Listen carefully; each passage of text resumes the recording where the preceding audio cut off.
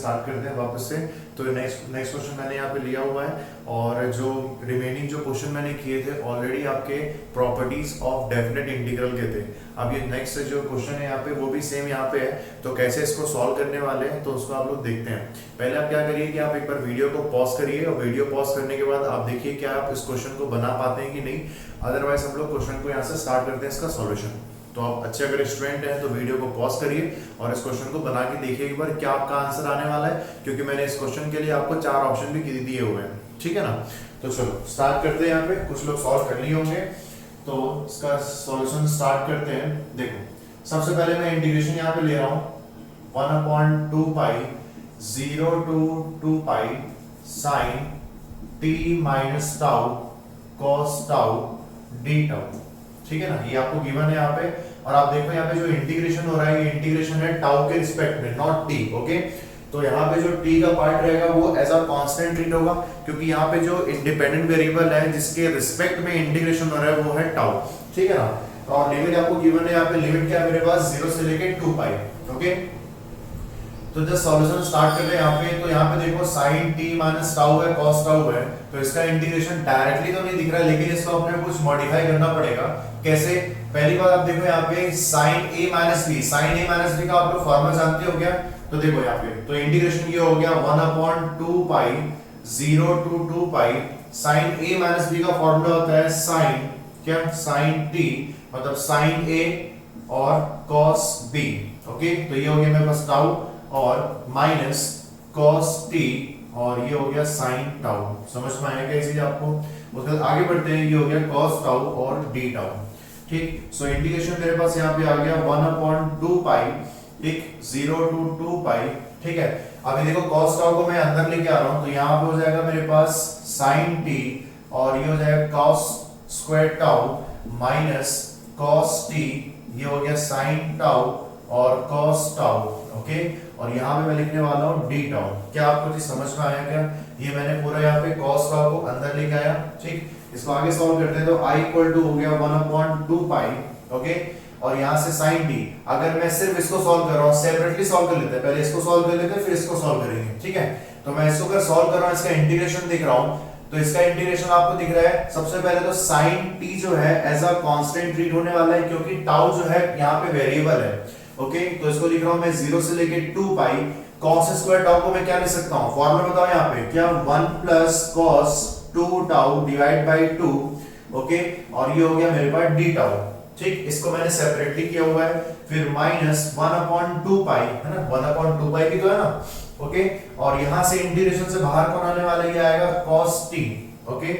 और उसके बाद यहाँ पे इंटीग्रेशन हो रहा है 0 से लेके 2 पाई sin टाउ cos टाउ। इसको मैं क्या लिख सकता हूँ? इसको मैं लिख सकता हूँ sin 2 टाउ डिवाइड बाई 2। क्या आपको ये चीज समझ में आई क्या? ठीक है, आगे बढ़ते हैं। यहाँ पे इसको अगर आगे आप सॉल्व करते हो, सो इंटीग्रेशन हो रहा है यहाँ पे 1/2 पाई, ठीक। ये हो गया मेरे पास sin t 1 plus cos 2 tau by tau 2।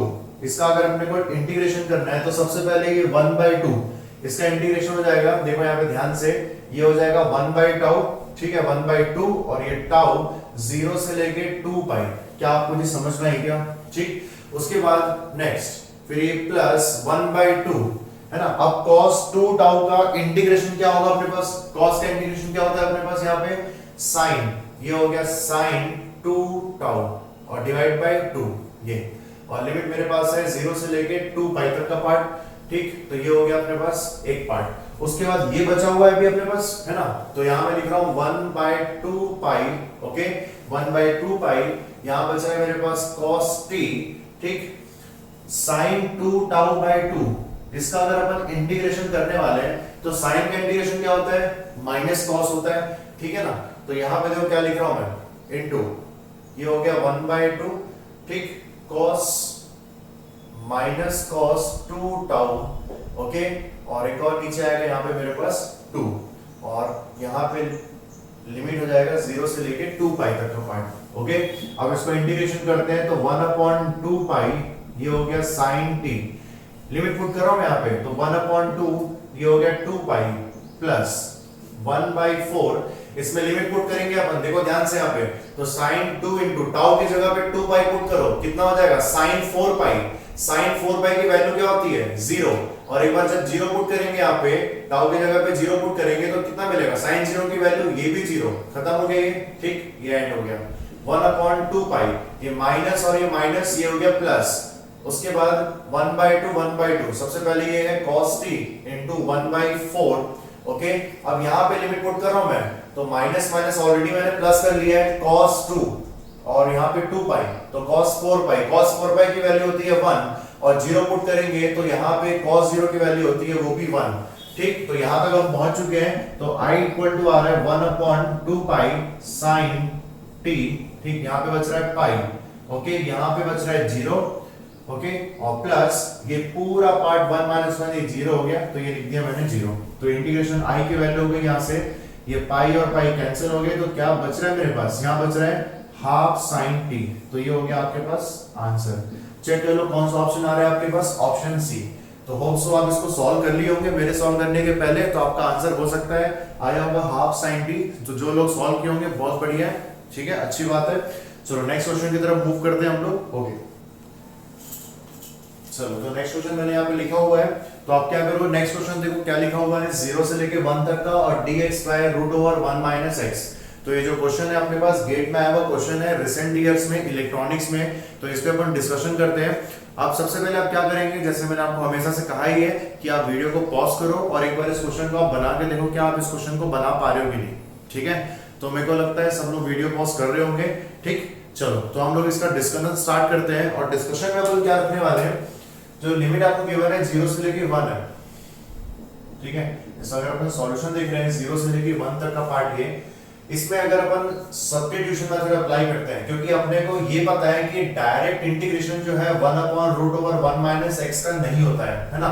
अगर इसमें हम लोग सब्स्टिट्यूशन अप्लाई करते हैं, तो मैंने यहाँ पे क्या एज्यूम किया, let x equal to sine square theta. क्या आप समझ पा रहे हैं कि मैं क्या लिया हूं यहाँ पे, ठीक है। उसके बाद इसको क्या लिख सकते हैं, dx equal to 2 sine theta, derivative लिया मैंने, और यहाँ पे लिया मैंने cos थीटा d थीटा, है ना। ये हो गया अपने पास।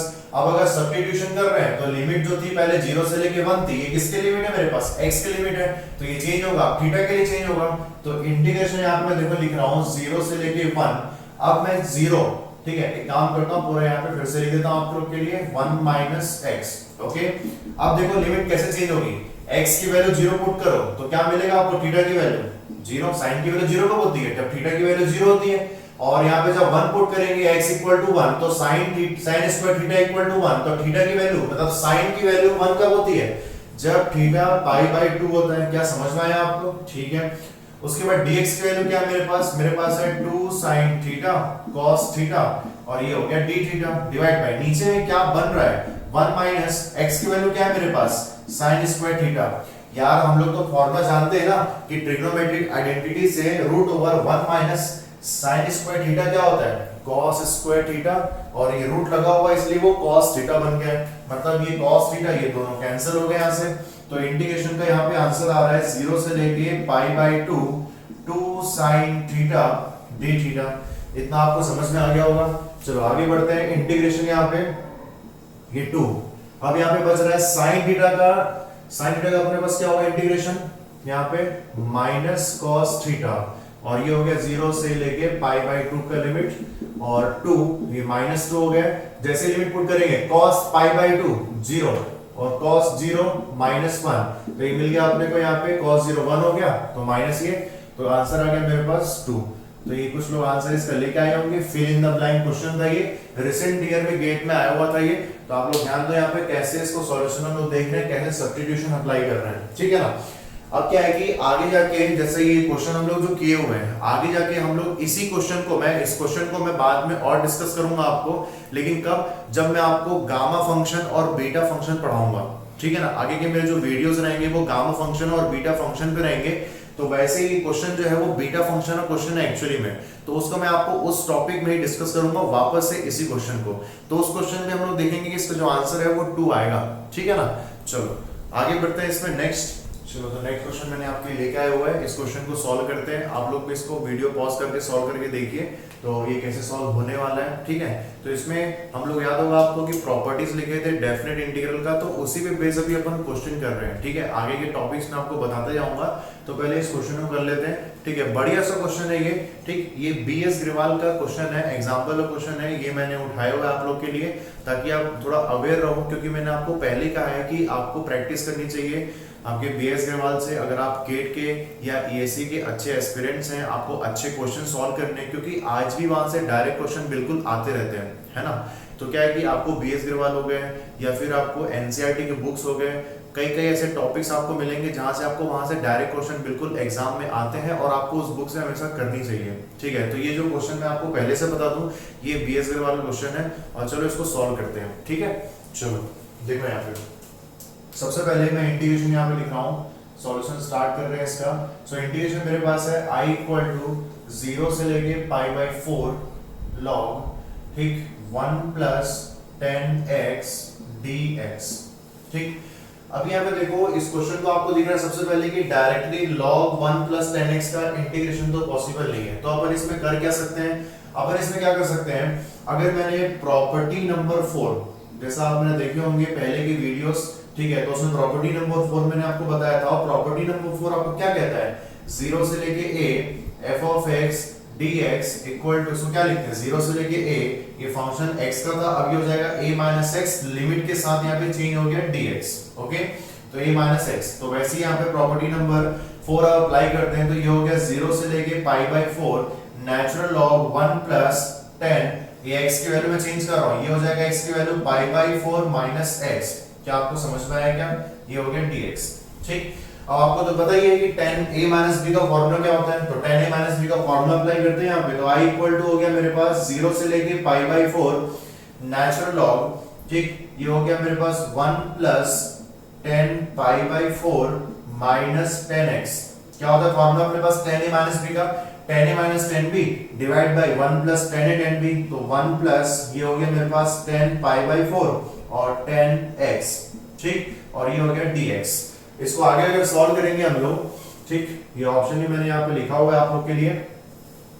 सो I इक्वल टू मेरे पास है integration over 0 to π/4, okay, log, ये सॉल्व कर रहे हैं आगे, तो 1 प्लस, ठीक, 1 plus 1 minus 10x divide by 1 plus 10x, क्या आप लोग यहां तक पहुंच गए हो, ठीक, dx।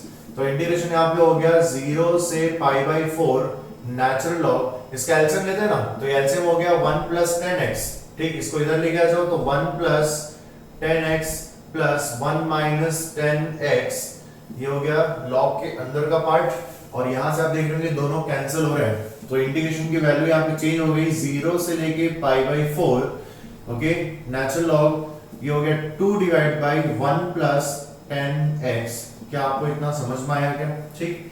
अब यार अपन लॉग की प्रॉपर्टी जानते हैं क्या, लॉग की प्रॉपर्टी से इसको क्या लिख सकते हैं, ये लिख सकते हैं हम लोग 0 से लेके π/4, ये हो गया मेरे पास log 2 dx, ओके, और माइनस 0 से लेके π/4, ये हो गया log 1 प्लस 10x। लॉग की प्रॉपर्टी से इतना हम देख सकते हैं क्या, लॉग की प्रॉपर्टी तो हम लोग बचपन में पढ़ चुके हैं, ठीक, मैंने उसी को अप्लाई किया हुआ है। अब सर ऐसा आपने क्यों किया, ऐसा दिमाग में आपके क्यों आया, भाई आपको ये सोचना पड़ेगा, क्योंकि आप देखो ना, अगर आप प्रैक्टिस करते रहोगे तो ये सब आपके माइंड में आता रहेगा, क्यों, क्योंकि भाई आप जैसे इसको अलग करोगे ना, तो आप ध्यान से देखोगे ये जो मेरा पार्ट है, ये पूरा इंटीग्रेशन का पार्ट, ये किसके इक्वल दिख रहा है मेरे को, ये मुझे दिख रहा है इक्वल किसके, ये I के, जिसका इंटीग्रेशन तो फाइंड कर रहा है ना, उसी के इक्वल दिख रहा है, तो जिसको मैं क्या लिख सकता हूँ, I इक्वल टू 0 से π/4, ओके, नेचुरल लॉग 2 dx, ये पूरी वैल्यू मेरे पास बन जाएगी यहाँ पे I, तो माइनस I को यहाँ ट्रांसफर करोगे तो ये हो जाएगा 2i, और ये हो गया मेरे पास नेचुरल लॉग 2, इसका इंटीग्रेशन कितना आएगा, ये हो गया π/4, ठीक, बस इसको सॉल्व कर लिया अपन यहाँ पे।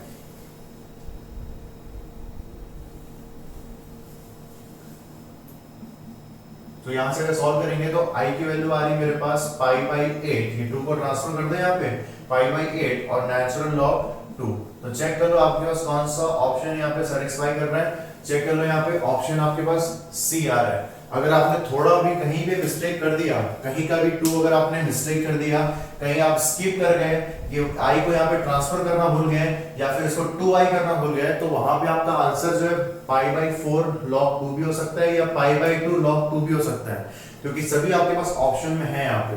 क्या आपको बात समझ में आ रही है क्या? ठीक है, तो ये अपना इसको आप नोट कर लीजिए आराम से।